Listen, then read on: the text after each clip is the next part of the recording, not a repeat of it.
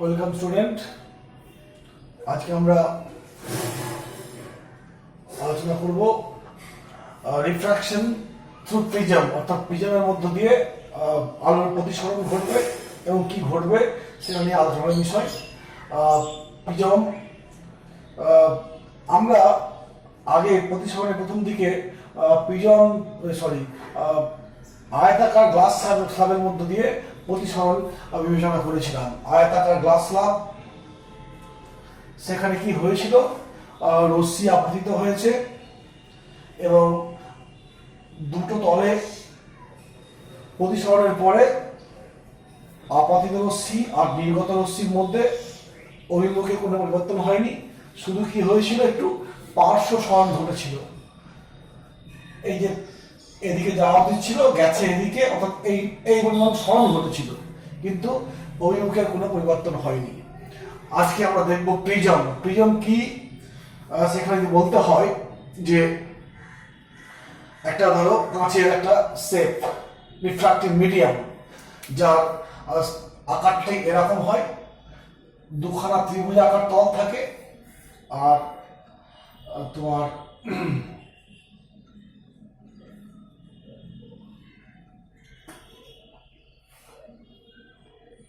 এক মিনিট, ছবিটা আগে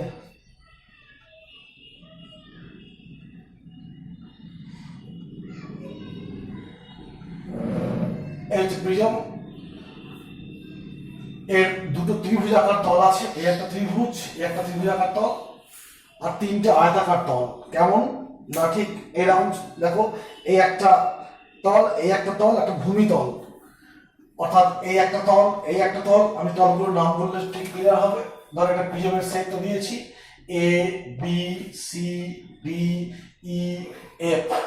এখানে ত্রিভুজাকার তল কোনটা কোনটা, এ ই আর এফ, আর একটা কি বি সি ডি।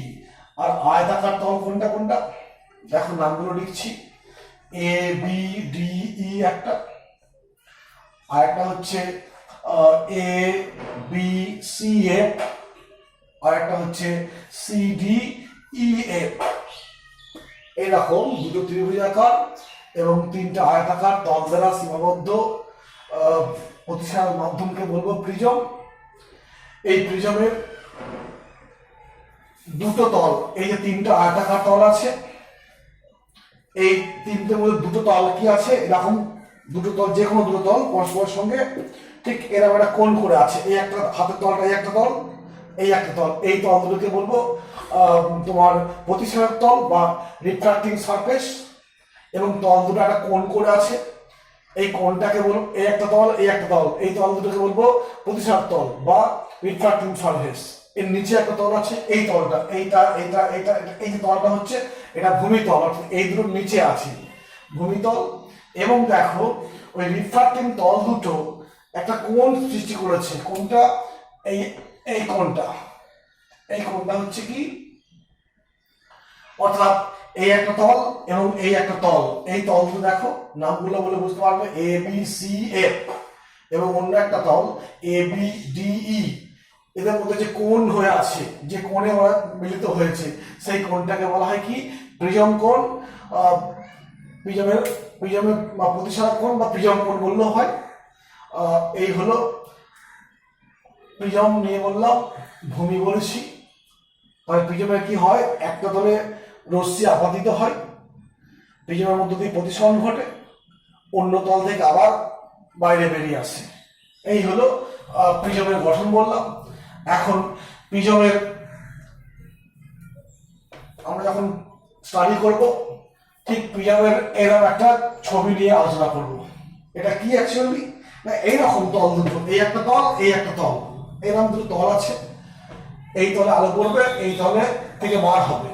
এই তল দুটোকে বলা হয় কি, প্রতিসরণ তল। এবং এই তল দুটো যে কোণটা করেছে, সেই কোণটাকে বলছি তোমার কি বলবো, প্রতিসরণ কোণ। বিসিটা হচ্ছে ভূমিতল, এবি আর এসি হচ্ছে প্রতিসরণ তল, আর বিসি হচ্ছে ভূমিতল। এবং এই এবিসিটাকে বলা হয় প্রধান ছেদ। প্রধান ছেদ অর্থাৎ প্রিজমটা লম্ব ছেদ করলে পরে একটা অংশ আসবে, সেটা দেখতে ঠিক এরকম হবে। আমরা যখন প্রিজম নিয়ে আলোচনা করব সেক্ষেত্রে দেখব যে এরকম ছবিটা আসবে। এটা অ্যাকচুয়ালি কি প্রধান ছেদ। একটু আগে বললাম যে সমান্তরাল বা আয়তাকার স্ল্যাবের ক্ষেত্রে কি হচ্ছে, দুবার প্রতিসরণ ঘটে এবং দুবার প্রতিসরণের পর যে রশ্মিটা নির্গত হচ্ছে এবং যেটা আপাতিত হয়েছিল পরস্পর সমান্তরালে এগিয়ে যায়। কিন্তু এক্ষেত্রে উল্টো ঘটনা ঘটবে। কি ঘটবে আমরা দেখি। ধরো এই তলে একটা আলো আপাতিত হয়েছে, ছবিটা একটু নিচে করি। একটা রশ্মি আপাতিত হলো এবি তলে, এইখানে আপাতন বিন্দুতে আমি একটা অভিলম্ব টানলাম, এটাকে নাম দিচ্ছি ও এন, অভিলম্বটা। এবার এটা ছিল বায়ু মাধ্যম, এটা কাঁচ মাধ্যম, গ্লাস। এই গ্লাসের ইয়ে কি মিউ হচ্ছে, এটা তোমার গ্লাস মিডিয়াম, তার একটা মিউ আছে। এই কোণটাকে বলবো আপাতন কোণ, আয় ধরলাম। এখন লঘু মাধ্যম থেকে কাঁচ মাধ্যম মানে ঘন মাধ্যমে ঢুকবে, তাহলে কি হয়, অবিলম্ব দিকে সরে আসবে, টুয়ার্ডস দ্য নর্মাল হবে। অতএব রশ্মিটা ঠিক এরম বেরিয়ে গেল। এবার এসে এই ভিতর দিয়ে রশ্মি প্রবেশ করে এই তলে আপাতিত হচ্ছে। এখন এখানে আবার রিফ্লেকশন ঘটবে, এটা আপাতন বিন্দু। আমি এখানে একটা অবিলম্ব টানলাম, তাহলে এই ক্ষেত্রে তোমার লক্ষ্য করো এটা হচ্ছে প্রতিসরণ কোণ, আপাতন কোণ, প্রতিসরণ কোণ। আবার এই ক্ষেত্রে তোমার কি ঘটবে, এটা তোমার এটা 1 বললাম, এটাকে 2 বলছি। এই বিন্দুতে এইটা হচ্ছে আপাতন কোণ R2টা, আবার এইখান থেকে বেরিয়ে যাবে। হিসাব মতো যাওয়া উচিত কোন দিকে, এদিকে যাওয়া উচিত, কিন্তু লঘু মাধ্যমে ঢুকছে বলে অ্যাওয়ে ফ্রম নর্মাল হবে, অর্থাৎ অবিলম্ব থেকে দূরে সরে আসবে, অর্থাৎ এরকম হয়ে যাবে। এক্ষেত্রে ওটা কি ছিল, রশ্মিটা এইরকম যাওয়া উচিত ছিল, কিন্তু গেল কোন দিকে, এইদিকে, অর্থাৎ অবিলম্বের দিকে সরে এসছে। এই ক্ষেত্রে উল্টো ঘটনা, অর্থাৎ ঘন থেকে লঘুতে যাচ্ছে, অবিলম্ব থেকে এটা অবিলম্ব, অবিলম্ব থেকে দূরে সরে আসছে, তার যাওয়া হচ্ছিল এদিকে, কিন্তু আরো বেশি সরে গেল। অতএব এই ক্ষেত্রে তোমার নির্গত হচ্ছে না, এগুলো নির্গমন কোণ বলবো এটাকে। এটাকে I2 বলছি, এটাকে I1 বললাম। দেখো কোণগুলোর নাম লক্ষ্য করো ভালো করে একটু। এই তলে আপাতন কোণটাকে I1 বলেছি, এই তলে প্রতিসরণ কোণটাকে বলেছি R1, এই তলে যখন রিফ্রাকশন হচ্ছে আপাতন কোণটাকে R2 বলেছি, আর প্রতিসরণ কোণটাকে বলছি I2। অর্থাৎ রশ্মিটার নাম দিচ্ছি P, এটা Q, এটাকে বললাম R, এটা S। অর্থাৎ এই হচ্ছে রশ্মির গতিপথ। এখানে কি ঘটলো, দুবার রিফ্রাকশন ঘটছে, এখানে একবার, এখানে একবার। এখন দুবার রিফ্রাকশন হওয়ার ফলে দেখো রশ্মিটা যাওয়া উচিত ছিল এই বরাবর, আলটিমেট গেল কোন বরাবর, এই বরাবর। অর্থাৎ এরকম একটা কোণে কি হচ্ছে, রশ্মিটা চ্যুত হচ্ছে। এটাকে বলা হয় কি, চ্যুতি কোণ বলা হয়, ডেল্টা বা চ্যুতি কোণ, ডেল্টা বা চ্যুতি কোণ। আবার লক্ষ্য করো প্রিজমের ক্ষেত্রে এই দুটো তল পরস্পর কোণ করে আছে, এইরকম শেপের হওয়ার জন্য কি ঘটছে না, এই তলে যখন আপাতিত হচ্ছে রশ্মি, প্রতিসরণ ঘটছে, প্রতিসরণের ফলে অবিলম্ব থেকে অবিলম্বের দিকে সরে আসছে ঘন মাধ্যম আসার জন্য। তারপরে রশ্মি মাধ্যম দিয়ে গেল, আবার এই সারফেসে এসে প্রতিসরণ ঘটছে। এখানে কি ঘটছে, রশ্মি ঘন থেকে লঘুতে যাচ্ছে, তাই অবিলম্ব থেকে দূরে সরে আসছে, তার যাওয়া উচিত ছিল এই বরাবর, গেল এই বরাবর। অর্থাৎ রশ্মিটা পি কিউ রশ্মি আপাতিত হয়েছিল, আর এস রশ্মি নির্গত হলো, এটা আপাতিত রশ্মি, এটা নির্গত রশ্মি বলা হয়। এই কোণটা আপাতন কোণ। আর কি প্রিজমে কি ঘটলো, আলটিমেট রিফ্রাকশন, দুবার রিফ্রাকশন হলো, এবং তারপরে কি হচ্ছে, রশ্মিটা ডেভিয়েট করছে। ডেভিয়েট বলতে কি, রশ্মি যাওয়া উচিত ছিল এই বরাবর, যাওয়া উচিত ছিল, গেল এই বরাবর। অর্থাৎ যেদিকে যাওয়া উচিত ছিল আর যেদিকে গেল, এই দুইয়ের মধ্যে কোণটাকে বলবো চ্যুতি কোণ বা অ্যাঙ্গেল অফ ডেভিয়েশন। এটাকে বলবো angle of deviation. Angle of deviation অর্থাৎ প্রিজম কি ঘটালো, প্রিজম এই জিনিসটা ঘটালো, রিফ্রাকশন দুবার ঘটিয়েছে, দিয়ে আলটিমেট কি ঘটলো, আলটিমেট হলো কি ডেভিয়েশন হলো। ডেভিয়েশন কোন দিকে হলো, দেখো এটা প্রিজম ভূমি বলেছি, ভূমির দিকে বেড়ে যাচ্ছে, তাই আমরা বলতে পারি প্রিজম কি করতে পারে, প্রিজম ডেভিয়েটস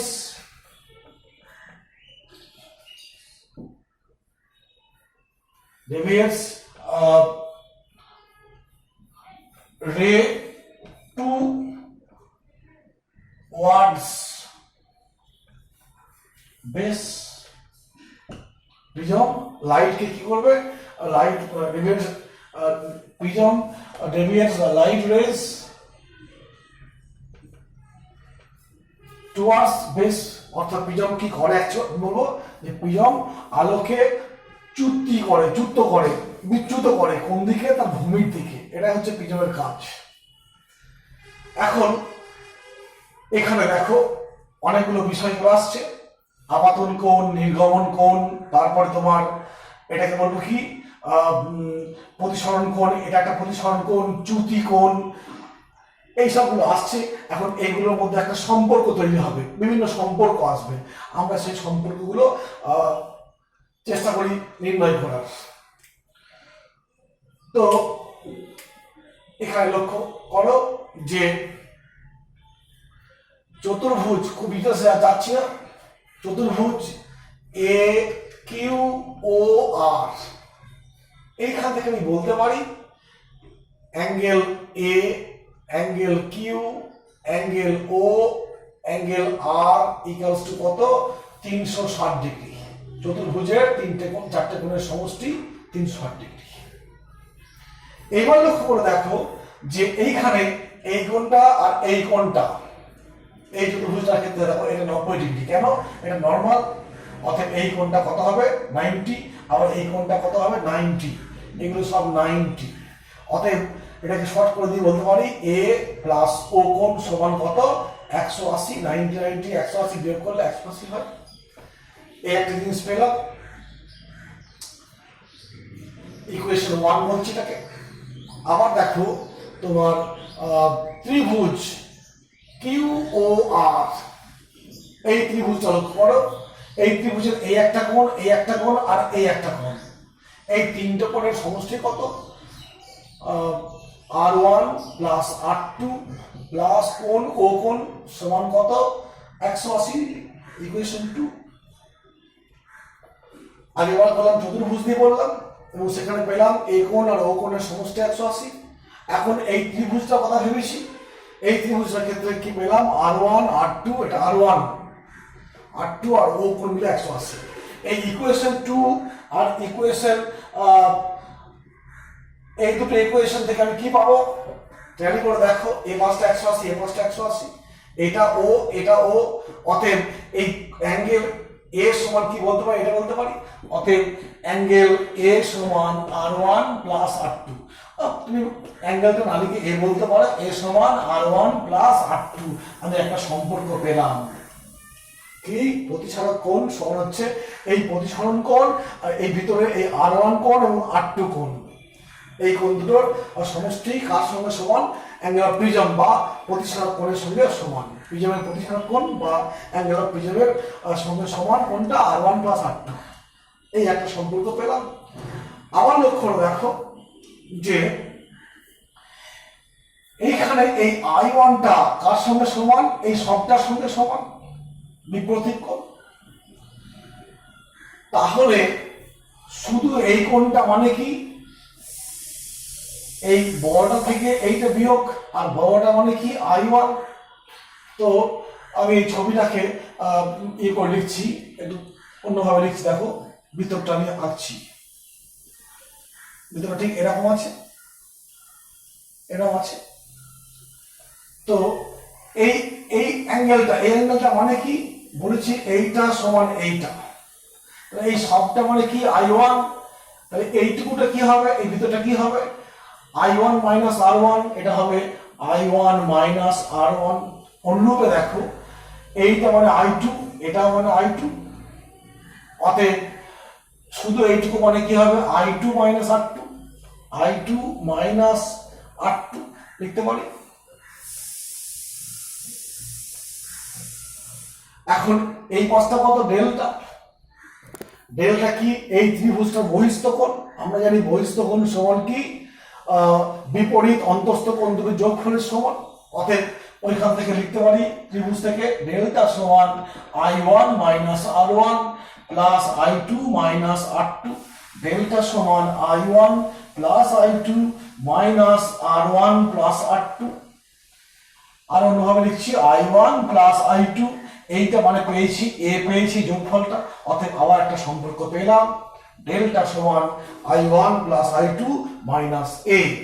এটাকে আমি অন্যভাবে লিখতে পারি ডেল্টা প্লাস এ সমান I1 প্লাস I2, এটাও লিখতে পারি। অর্থাৎ দেখো অনেকগুলো আমি সম্পর্ক পেলাম, কার কার মধ্যে, I1 I2 R1 R2 delta আমার চ্যুতি কোণ এবং প্রতিসার কোণের মধ্যে এই সম্পর্কগুলো পেলাম। এখান থেকে আমরা চ্যুতির মানটা বার করতে পারবো। ঠিক আছে, এইবার দেখো চ্যুতির মানটা নির্ভর করছে কার উপরে। আমি চ্যুতিটা পেলাম, এইখানে দেখো যে একটা নির্দিষ্ট পিজনের জন্য এ এর মানটা নির্দিষ্ট। এখন অতএব ডেল্টার মানটা কার উপর নির্ভর করবে, এ নির্দিষ্ট I1 এর উপর নির্ভর করবে। কেন না, I2টা আবার I1 এর, এইখানে যেমন আমি আপাতন কোণ ফেলবো সেরকম নির্গমন কোণ হবে। অতএব I2 নির্ভর করছে I1 এর উপরে, এই I2 I1 এর উপর নির্ভর করছে। একইভাবে তাহলে বলতে পারি ডেল্টাটা কার উপর নির্ভর করছে, ডেল্টাটা করছে I1 এর উপরে, কারণ I1 যেমন হবে I2 সেরকম হবে। অতএব ডেল্টা আলটিমেট নির্ভর করছে কার উপরে, I1 এর উপরে। I1 মানে কি, প্রথম তলে যে আপাতন কোণ তার উপরে এই চ্যুতির মানটা নির্ভর করছে। ঠিক আছে, এখন আমরা সেটা একটু দেখাবো।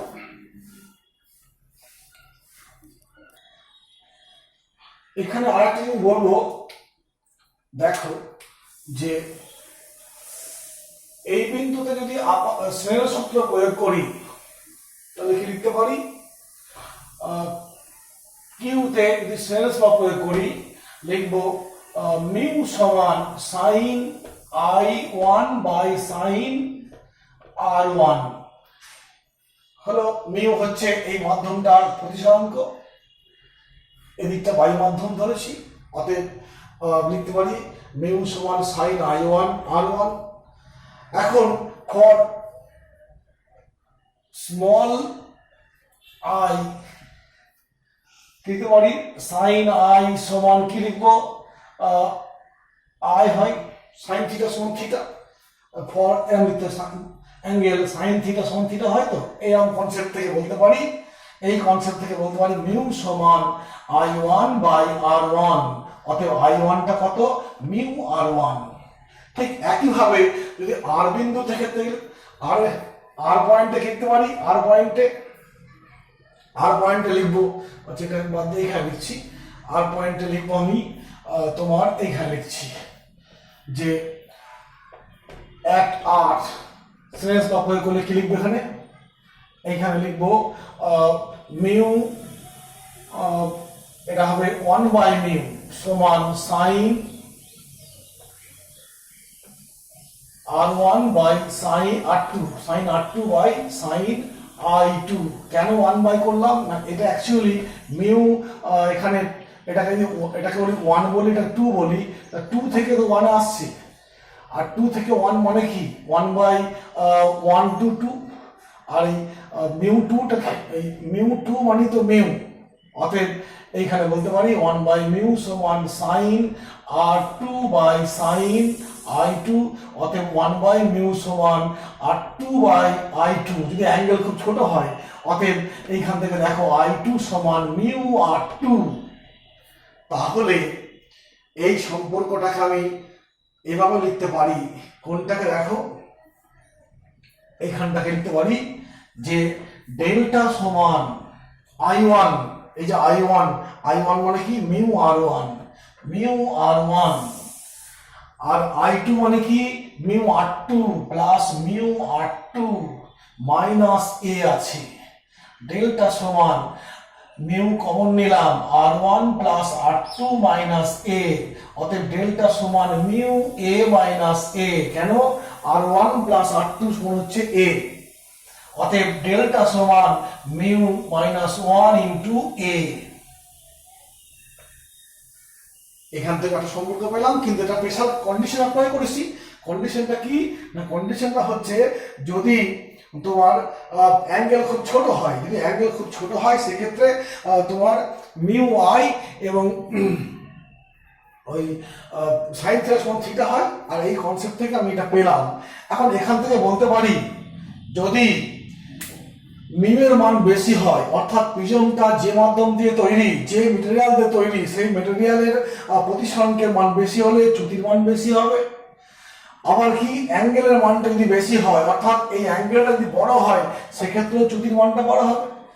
এটা আমরা স্পেশাল কেস এইখান থেকে একটা কনসেপ্ট আসতে পারি যে চ্যুতি কেয়ার মান নির্ভর করবে, চ্যুতির মানটা নির্ভর করে মিউ এর উপর এবং এ এর উপর, দুটোর উপর নির্ভর করে। আচ্ছা, এখন এই যে চ্যুতির মান পেলাম, একটু আগেই বললাম এই চ্যুতিটা নির্ভর করছে কার উপরে, তোমার আপাতন কোণ বা I1 এর উপরে। আমরা একটু এবার দেখি কি হয়। এটা অ্যাকচুয়ালি তোমাদের 12 এর প্র্যাকটিক্যাল করতে হবে ল্যাবরেটরিতে। এই চ্যুতি মিনিমাম চ্যুতিকোণ বা চ্যুতিকোণের পরিবর্তনটা হিসাব করার জন্য। তো আমরা এখানে কি পেলাম সেটা একটু লিখে নিই, তারপরে এগুলো মুছে দেবো। কি কি পেলাম লিখছি যে a সমান r1 প্লাস r2, আর পেয়েছি ডেল্টা সমান I1 plus I2 minus a, আরও পেয়েছি ফর স্পেশাল কেসের জন্য কি মিউ মাইনাস 1 a। এটা কি for small angle of incidence, angle of incidence মানে সেটা হচ্ছে এইটা হচ্ছে সেই কেসটা, শুধুমাত্র সেই ক্ষেত্রে হয়। আর এই সম্পর্কগুলো পেয়েছি। এখন যে বললাম যে ডেল্টা নির্ভর করবে কার উপরে, আই এর উপরে, I1 এর উপরে। তো এইটা I1, আমি কি করব, এই প্রিজমটা রেখে দিয়েছি, একটা রশ্মি আপাতন করলাম। রশ্মি আপাতন করে কি করব না, একটা নির্দিষ্ট আপাতন করে রশ্মি ফেলেছি, তার চ্যুতিকোণের হিসাব করব। চ্যুতিকোণের হিসাব তো আমি কি করে পাবো না, এই কোণ নির্ণয় করব, এইখানে বসাবো, পেয়ে যাবো ডেল্টা। পরীক্ষা হলে আমরা এভাবে কাজ করবি। পরীক্ষা হলে দেখো কিভাবে করি, একটু সংখ্যায় বলে দিচ্ছি যে একটা রশ্মি আসছে, প্রিজমটাকে নিয়েছি, এইখানে একটা অভিলম্ব টানলাম, তাহলে এই কোণটা কি হলো, আপাতন কোণ হলো, I1 হলো, একটা রশ্মি। যদি আমি এই প্রিজমটাকে এইরকম ঘোরাই তাহলে কি হবে, I কোণটা কি বাড়বে না কমবে, I1 কোণটা কমবে। বা এই দিকে ঘোরালে কি হবে, রশ্মি আপাত রশ্মি ঠিক আছে, আপাত রশ্মি যেমন আছে থাক, শুধু কি করব এই প্রিজমটাকে এই দিকে যদি ঘোরাই তাহলে I1 এর মানটা কমবে, বা এই দিকে ঘোরালে কি হবে, I1 এর মানটা বাড়বে। অতএব দেখতে পাচ্ছি যে I1 এর মান কমলে এর মানও কমবে, এবং I2 এর মান কমলে এর মানটা কমবে, এমন বুঝতে পারছি জিনিসটা। তো সেক্ষেত্রে আমরা কি করব না, ওই রকম আপাত রশ্মি ঠিক রাখবো, প্রিজমটা ঘুরিয়ে ঘুরিয়ে বিভিন্ন আপাতন কোণের জন্য চ্যুতি কোণের মান হিসাব করবো। কি করে হিসাব করবো না, এই রশ্মি গেল দিয়ে এভাবে হলো, এখান থেকে তোমার কি হলো, এখান থেকে আবার বেরিয়ে গেল, তো এখানে যাওয়া হচ্ছে, এদিকে যাওয়া ছিল, গেল এইদিকে, এই কোণটা চ্যুতি, এটা আমরা হিসাব করতে পারবো। অতএব দিয়ে একটা টেবিল করবো, টেবিলটা কি থাকবে, আপাতন কোণ থাকবে আর চ্যুতি কোণ থাকবে, I1 থাকবে, I2 থাকবে। তো I1 এর মান এরকম ধরো পরীক্ষা হলে তোমরা পাবে। আমি একটু একটা পরীক্ষা ফলাফলটা লিখছি, একটা পরীক্ষার ফলাফল লিখে তোমাদের দেখাতে চাইছি যে এরকম আসতে পারে ফলাফলটা, যে তোমার 25 যখন আপাতন কোণের মান 25 দিয়েছি, তখন তোমার চ্যুতির মান আসছে 50 ডিগ্রি। এই মানগুলো পরীক্ষা করে দেখা গেছে এবং মোটামুটি হয় এভাবে। 30 হলে হয় এটা 45, যখন আমি বাড়িয়ে আবার এটা 35 করলাম তখন হলো 40, যখন বাড়িয়ে 40 করলাম তখন হলো 42, যখন বাড়িয়ে 45 করলাম হলো কত তোমার 46, যখন 50 করলাম হলো কত 52। এই ফলাফলগুলো আমি একটা এই পরীক্ষা ব্যবহারিতে করেছি, দিয়ে বিভিন্ন আপাতন কোণের জন্য চ্যুতি কোণের মান হিসাব করলাম। কি করে করবো আপাতন কোণ পাল্টাবো বললাম না, রশ্মি ঠিক আছে, আপাত রশ্মি ঠিক আছে, সেই রশ্মিকে লক্ষ্য করে তোমার কি করব, এটাকে এরাম ঘোরাবো। যদি এইরকম ঘোরাই এটা এরাম ঘুরবে, তখন আপাতন কোণের মানটা কমবে। যদি এই দিকে ঘোরাই এটা বড় হবে, আপাতন কোণটা বড় হবে। অতএব বিভিন্ন আপাতন কোণের জন্য আমি চ্যুতি কোণের মান নির্ণয় করেছি, এবং এই ফলাফলগুলো দেখতে পাচ্ছি যে আপাতন কোণের মান আমি আস্তে আস্তে বাড়াচ্ছি। 25, 50, এটা বাড়ালাম 45 হলো, এটা বাড়ালাম, এটাও বেড়ে সরি 25 ছিল 50 হলো, এটা বাড়াচ্ছি, এটা কমছি, আরো বাড়াচ্ছি, আরো কমলো। তারপর দেখো বাড়াচ্ছি 35 থেকে 40 করছি, কিন্তু এটা না কমে বাড়তে শুরু করলো। আবারও বাড়াচ্ছি, আবারও বাড়ছে। অর্থাৎ কি, আপাতন কোণকে আমি আস্তে আস্তে বাড়াতে থাকছি। দেখতে পাচ্ছি চ্যুতি কোণের মান কিছুদিন কমলো, দিয়ে আবার বাড়তে শুরু করলো। যদি এটা গ্রাফিক্যালি আমি পুট করি তাহলে কি দাঁড়াবে, যে এরকম ভাবে দেখো, যে এরকম দাঁড়াবে। এগুলো পরীক্ষা তোমাদের করতে হবে, প্র্যাকটিক্যাল করতে হবে। তাই দেখে নাও একটু, যে এই বরাবর আমি আপাতন কোণকে আর এই বরাবরকে আমি চ্যুতি কোণকে ফোকাস করছি। তো এখানে 25 থেকে শুরু হয়েছে 50 পর্যন্ত, তো আমি এখানে কেটে দিলাম, 0 থেকে শুরু করছি না। ধরো এইটা 25-এর মান, এটা 30-এর মান, এটা 35, এটা কত 40, 30, 25, 30, 35, 40, এটা 45, এটা 50, এরকম হলো। আর এদিকে মিনিমাম কত আছে, এদিকে মিনিমাম আছে কত, এদিকে আছে মিনিমাম মোটামুটি 40 মতো আছে। তো আমি এখানেও শুরু করলাম, ধরো 30, এটা হচ্ছে 35, এটা হচ্ছে 40, তারপরে দিচ্ছি 45, এই 50, এরকম আছে। তো যখন 25 তখন চ্যুতির মানটা কত 50, আয়ের মান আপাতন কোণের মান যখন 25, আপাতন কোণের মান যখন 25 তখন এটা 50, যখন 30 তখন 45, দেখো এটা 45, এই বরাবর গিয়ে এখানে আসছে। তারপর যখন 35 তখন 40, 35 দিলাম 40 হলো। তারপর যখন 40 দিলাম তখন 42 হচ্ছে, 42 মানে ধরলাম এইখানটা 42।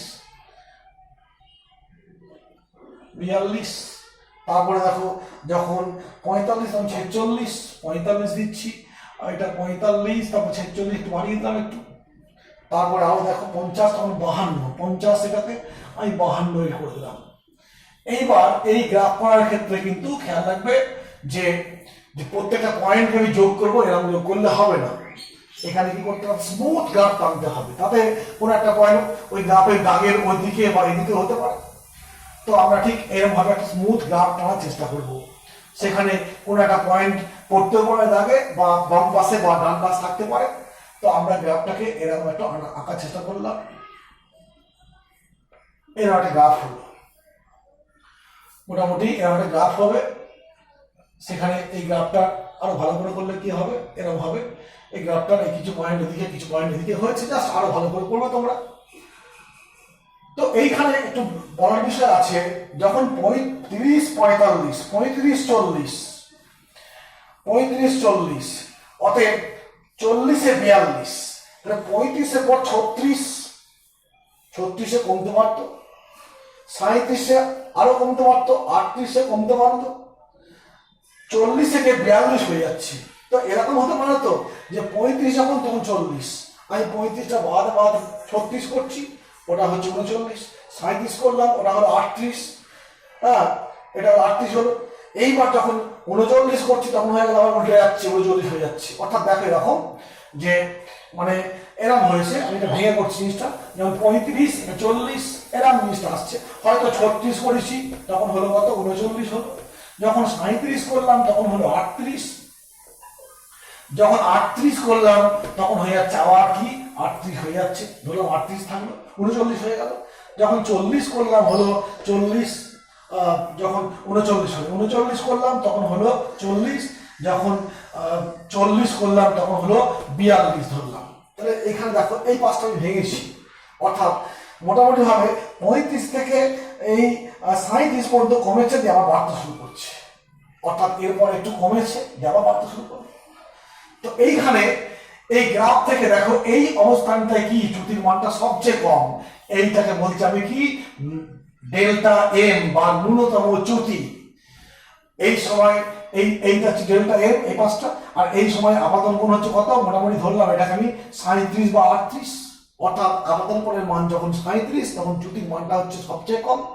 এবং সেই অবস্থানটা এই যে কোণ এটা বিজনটা ঘোরাচ্ছি, ঘোরাতে ঘোরাতে আপাতন কোণটা পাল্টাচ্ছি, পাল্টাতে কি হবে না কোনো একটা পজিশন, অর্থাৎ আপাতন কোণের মান এইখান থেকে আমি ধরলাম এটা হচ্ছে 37 ডিগ্রি, এই 37 ডিগ্রি মানের সময় চ্যুতি কোণের মানটা কি হচ্ছে সর্বোচ্চ সবচেয়ে কম হয়েছে, একে বলবো ন্যূনতম চ্যুতি।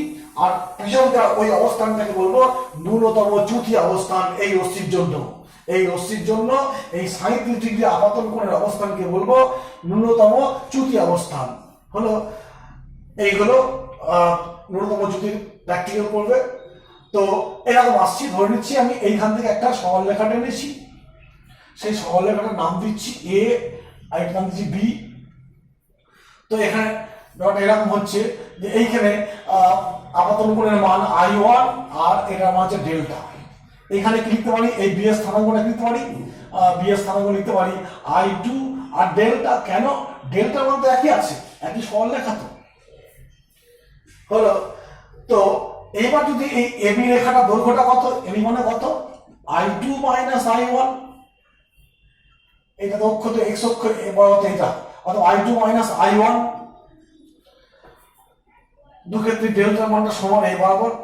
যদি আমি এবি রেখাটাকে এদিকে নামার থাকি, নামালে পরে কি হবে, এই বিয়ের পরে মানটা কমবে, কমতে কমে যখন এইখানে আসবো তখন কি হবে, এবির মান শূন্য হয়ে যাবে। তো সেই অবস্থায় কি I1 I2 সমান হয়ে যাবে। তো তা সেই হিসাবে আমরা যখন প্র্যাকটিক্যালটা করব দেখব ন্যূনতম চ্যুতি অবস্থানে এই I1 এবং I2 এর মান সমান। তো আমরা এটা বলতে পারি, এরকম লিখবো যে ন্যূনতম চ্যুতির ক্ষেত্রে, ন্যূনতম চ্যুতি অবস্থানে, ন্যূনতম চ্যুতি অবস্থানে কি বলতে পারি, I1 এবং I2 এর মান সমান। এই যে I1 I2 পেয়েছি, I1 এবং I2 এর মান সমান ন্যূনতম চ্যুতি অবস্থানে। এবং প্রমাণ করা যায় যে এইটা সমান হলে পারে R1 সমান R2 হয়, R1 সমান R2 হয়। কি করে হয় দেখিয়ে দিচ্ছি। যে এটা তো আমি পেলাম এই ছবি থেকে পাচ্ছি, তুমি তো মনে করো আমি অঙ্ক কষে বার করবো, ক্যালকুলাস দিয়েও এটা করা যাবে যে I1 এবং I2 এর মান সমান, ছবি থেকে দেখতে পেলাম। আর যদি বলা হয় এটা হলে পরে এটাও হবে, অর্থাৎ I1 সমান I2 হলে পরে R1 সমান R2 হবে। কি করে আমি একটু সংক্ষেপে বলার চেষ্টা করছি। তো সেই আগে ছবিটা আছে যে এই বিন্দুতে আপাতন কোণের ক্ষেত্রে কি বলেছিলাম, মিউ সমান সাইন I1 বাই সাইন কি বলবো R1, এবং এটাই বলেছিলাম আগে ছবিতে দেখো সাইন I2 সমান সাইন R2। যেহেতু I1 সমান I2, অতএব এখান থেকে বলতে পারি সাইন I1 সমান সাইন I2 মানে তো I1 by sine R1 by sine R2, এটা কেটে গেল, সাইন R1 সমান সাইন R2, অতএব R1 সমান R2। অর্থাৎ ন্যূনতম চ্যুতি অবস্থানে I1 এবং I2 মান সমান হয়, ঠিক একইভাবে R1 সমান R2 হয়। তাহলে আমি আবার একটা নতুন জিনিস পেয়ে যাবো। দেখো এই ন্যূনতম চ্যুতির ক্ষেত্রে, ন্যূনতম বা মিনিমাম ডেভিয়েশনে, মিনিমাম ডেভিয়েশন কেসে, ডেভিয়েশন ইন মিনিমাম ডেভিয়েশন বা ফর মিনিমাম ডেভিয়েশন কিন্তু পারি I1 সমান I2 এবং R1 সমান R2। অতএব দেখো এ মানে কি R1 প্লাস R2, যেহেতু R1 R2 সমান আমি এটাকে R ধরে নিচ্ছি, অতএব এ সমান R প্লাস R, এ সমান 2R, অতএব R সমান কি a বাই 2, a বাই 2। অতএব ডেল্টা সমান I1 plus I2 minus a। Delta m মানে ডেল্টা মিনিমাম বা মিনিমাম চ্যুতিকে ডেল্টা m দিয়ে প্রকাশ করছি। সেই অবস্থায় I1 মানে I সমান, তো এটা মানে I, এইটা মানে কি a বাই এটাকে বলবো কি থাক। অতএব ডেল্টা এম সমান 2i মাইনাস এ। অতএব i সমান কি হবে? i সমান হবে delta M plus A by 2, delta M plus A by 2। এইখানে দেখো কেন আমি এ আর সমান এ বাই 2 করলাম, কেন আরটা হচ্ছে প্রিজমের ভিতরে আছে, ভিতরে তো কোণের মাপ নির্ণয় করা মুশকিল। অতএব মিনিমাম ডেভিয়েশন ক্ষেত্রে যখন চলে আসবো তখন দেখবো যে এই কন্ডিশন পাচ্ছি, এখান থেকে আমি আর বলতে কি পাচ্ছি এ বাই 2। অতএব আরটাকে নির্ণয় করার দরকার নেই, এ জানা থাকলে পরে মিনিমাম ডেভিয়েশনের ক্ষেত্রে বলতে পারি আর সমান এ বাই 2 হবে। এখান থেকে আমি আর এর মান পাবো, এখান থেকে আই এর মান পাচ্ছি। অতএব আমি যদি এই অবস্থায় কি করতে পারা যায়, তোমার মিউ সমান sine I by sine R, mu সমান সাইন আই মানে কি পেয়েছি delta M plus A, delta M plus A by 2, নিচে কি লিখবো সাইন আর মানে কি এ বাই 2। দেখো মিউ এর আর একটা সম্পর্ক পেয়ে গেলাম, অর্থাৎ প্রিজমটার যে ম্যাটেরিয়াল দিয়ে তৈরি সেটা হচ্ছে এরকম পাচ্ছি। হলো এই হলো পেলাম। আমি মনে করলে এখান থেকেও মিউ বার করতে পারি, এখান থেকেও মিউ বার করতে পারি। এটা দেখো এ ডেল্টা আর মিউ সম্পর্ক, এখানেও এ মিউ ডেল্টা সম্পর্ক, কিন্তু এই দুটোর মধ্যে কোনটা খুব সূক্ষ্ম মানে অ্যাকুরেট কোনটা বেশি, না মনে রাখবে আমি যখন এই সূত্রটা করেছিলাম তখন একটা কন্ডিশন দিয়েছিলাম। কন্ডিশনটা কি ছিল বলতো, যে ক্ষুদ্র আপাতন কোণের জন্য, কিন্তু এখানে আমি কোনো কন্ডিশন অ্যাপ্লাই করিনি। পরীক্ষা করে আমি কি করেছি, চ্যুতি নির্ণয় করেছি, চ্যুতি নির্ণয় করে আর সেখান থেকে আমি মিউ বার করেছি। অতএব এই দুটো যে ইকুয়েশন পেয়েছি, এই দুই ইকুয়েশনের সাহায্যে আমি যদি মনে করি মিউ বার করব, কোনটা অ্যাকুরেট ভ্যালু দেবে, এই সূত্রটা অ্যাকুরেট ভ্যালু দেবে। এই হলো এটা একটা সমীকরণ প্রমাণ করতে বলে যে মিনিমাম ডেভিয়েশনের ক্ষেত্রে প্রমাণ করো মিউ সমান সাইন এইটা বা এইটা, এরকম পরীক্ষা আছে। এই হলো ন্যূনতম চ্যুতির ক্ষেত্রটা বললাম।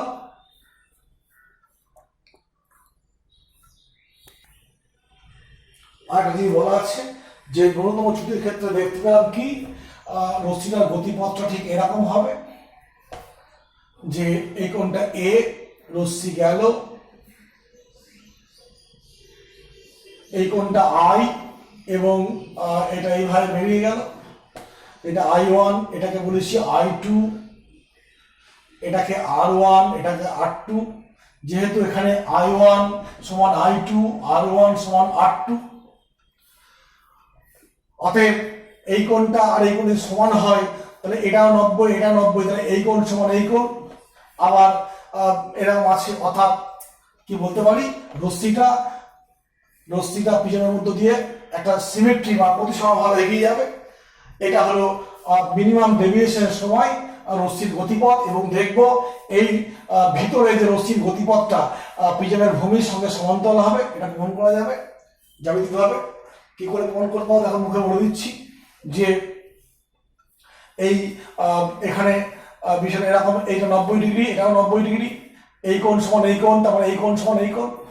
এখন এরকম বলতে পারি যে এই কোণ সমান এই কোণ, আবার ধরলাম এই কোণ সমান এই কোণ, তাহলে সেই কি বলবো সদৃশ্যকোণীর কনসেপ্ট, অর্থাৎ এই ত্রিভুজটা আর এই ত্রিভুজটা সদৃশ্যকোণী হবে, তখন এইটা বাই এইটা সমান এইটা বাই এটা হবে। এখান থেকে পাবো আমরা যে যখন এরকম প্রশ্নটা দেবে যে ন্যূনতম চ্যুতির ক্ষেত্রে রশ্মি যখন প্রিজম দিয়ে যায়, প্রিজমের ভেতরে রশ্মিটার গতিপথটা কেমন হবে, রশ্মিটার গতিপথ হবে ভূমির সঙ্গে সমান্তরাল ভাবে। আচ্ছা, আরেকটা আছে যেটা হচ্ছে এরকম, যে আমরা যে মিউ বার করলাম, মিউ সমান একটু আগে বার করলাম sine delta N plus A by 2 by sine A by 2। এটা হচ্ছে কি, মানে প্রিজমটা যে উপাদান দিয়ে তৈরি সেই উপাদানের মিউ নির্ণয় করতে পারলাম। কিন্তু আমি এমন কোন মেটেরিয়াল নিলাম যা দিয়ে প্রিজম তৈরি করা যায় না, তা সেই মেটেরিয়ালটার মিউ কিভাবে নির্ণয় করব, কি বলছি বুঝতে পারছো নিশ্চয়ই, যে তোমার কাঁচের প্রিজম নিয়েছি, কাঁচের মিউ আমি জানি, বা আমি মনে করলে কাঁচ বা প্লাস্টিক বা ক্রিস্টাল যাই দিয়ে আমি প্রিজম তৈরি করি, সেই প্রিজমের ক্ষেত্রে এই সূত্রের সাহায্যে ওই প্রিজমটা যে উপাদান দিয়ে তৈরি তার মিউ নির্ণয় করতে পারছি। এখন তোমাকে এমন মেটেরিয়াল দেওয়া হলো যা দিয়ে প্রিজম তৈরি করা যায় না, যেমন ধরো কেরোসিন তেল, গ্লিসারিন, এগুলো দিয়ে প্রিজম তৈরি করা যায় না। তাহলে এগুলোর আমি কি করে মিউ বার করব? খুব সহজ পদ্ধতি দেখো একটা, সেখানে এক ধরনের প্রিজম তৈরি করা হয়, তাকে বলা হয় হলো প্রিজম। হলো প্রিজম, HOLLO, হলো প্রিজম। কি নাম জিনিসটা? আমি সংক্ষেপে বলছি, বুঝে নাম জিনিসটা, যে কাঁচের আমি স্ল্যাব দিয়ে এর একটা শেপ তৈরি করলাম,